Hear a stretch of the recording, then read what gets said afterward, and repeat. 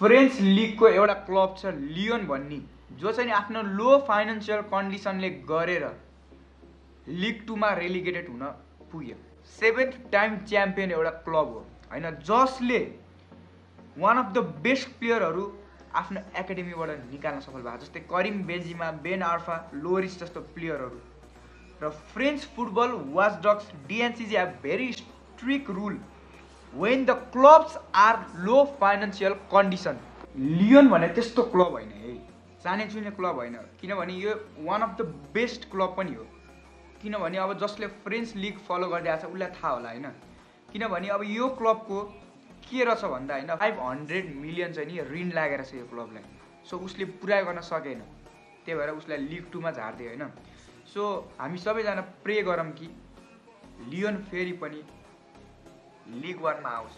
र त्यसै गरी इन्टर मिलान र बार्सिलोना पनि त्यही थियो होइन, किन उनीहरू चाहिँ नि सेकेन्ड लिगमा झरेनन् सबैको मनमा आयो होला। किनभने त्यो क्लब, किनभने होइन सबै देशको आफ्नो एउटा रुल हुन्छ, किनभने फ्रेन्च लिगको DNCG अलिकति टाइट छ क्या होइन। एउटा DNCG भन्ने फ्रेन्च लिगको वाचडग्स उनीहरूको अलिकति टाइट रुल छ क्या। अब यो कुरा भइहाल्यो होइन, हामी सबैजना प्रे गरौँ कि होप चाँडोभन्दा चाँडो अर्को सिजनतिर आओस् होइन। क्लब वर्ल्ड कपको कुरा गर्ने हो भने Inter Miami versus PSG, oh my god यार, अब कुन क्लबले कस्तो खेल्छ होइन त्यो भन्नु मिलेन। तर मेसीको पहिलाको क्लबसँग खेल्न लागिरहेछ क्या इन्टर मायामीले। This match will be amazing होइन, हेर्न चाहिँ नि नछुटो भाइ।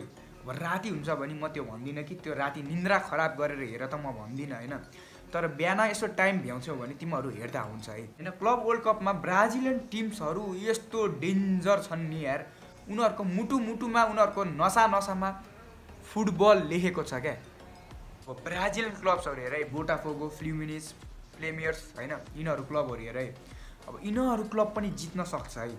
किन म त्यो भन्दैछु भने 3टा ब्राजिलियन टिम छ होइन। अब यिनीहरू भनेको अब ब्राजिलियनहरू भनेको होइन, यो क्लबहरुमा इन्भेस्ट छैन है, राम्ररी त इन्भेस्ट छैन। इन्भेस्ट त छ तर जुन चाहिँ युरोपियन लेभल तरिकाले गर्छ नि इन्भेस्ट, त्यो छैन क्या। सो उनीहरू ब्राजिलियनहरू भनेको मुटुदेखि फुटबल खेलिरहेछन्, रगत तातेर खेलिरहेछन् होइन। फुटबल भनेपछि उसै त ब्राजिलियनहरू तातेर खेल्छन्। ट्याक्टिकली उनीहरू कस्तोसम्म खेल्छन् कि अब समय आएपछि ब्राजिलियनहरू साउथ अमेरिकन फुटबल त तिमीहरूलाई थाहा होला, म धेरै भनिरहन पर्दैन। सो यो म्याचहरूको कुरा गर्ने हो भने प्रो रियल म्याड्रिड र म्यान सिटी एकदमै चान्स छ होइन। अब यो 4-3-3 ले हालिरहेछ, सो के हो मलाई थाहा छैन है, तर म भन्छु कि राउन्ड अफ 16 मा रियल म्याड्रिड नपरोस्, किनभने एकदमै गाह्रै हुन्छ फेरि होइन। हेर ब्रो, अलवेज UCL मा पनि पर्छ होइन। अब यो वर्ल्ड वाइज टाइटलमा पनि रियल म्याड्रिड पर्दियो भने त यार टाइटल लाने सपनै जान्छ फेरि सिटीको।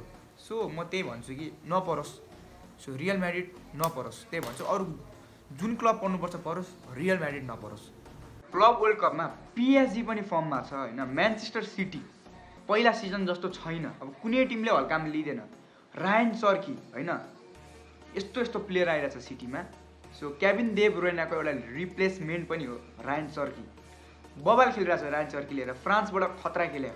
तर जे भने नि, सो बायर्न म्युनिक हार्यो होइन, अब बोटाफोगोसँग PSG हारेछ।